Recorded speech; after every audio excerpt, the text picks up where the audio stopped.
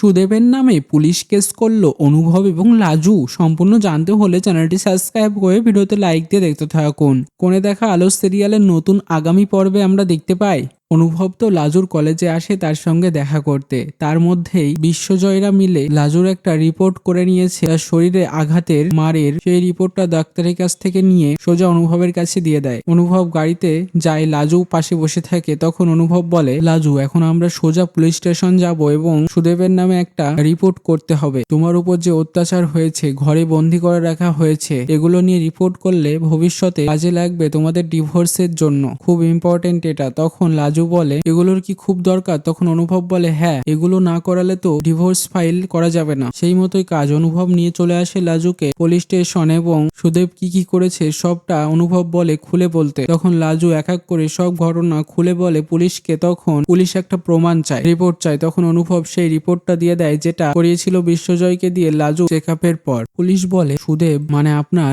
Legal husband এত অত্যাচার করেছে আপনার উপর, এতদিন কেন বলেননি? আমরা পুলিশ ফোর্স নিয়ে ওকে এক্ষুনি অ্যারেস্ট করব এবং ডিভোর্স নিয়ে কোনো টেনশন করতে হবে না, ডিভোর্সের ব্যবস্থা আমরাও করে দেব। সুদেবের সঙ্গে লাজুর ডিভোর্সটা হলে বেশ ভালো লাগবে। তোমাদের ভালো লাগবে তো অবশ্যই জানাও কমেন্টসে। ধন্যবাদ সবাইকে।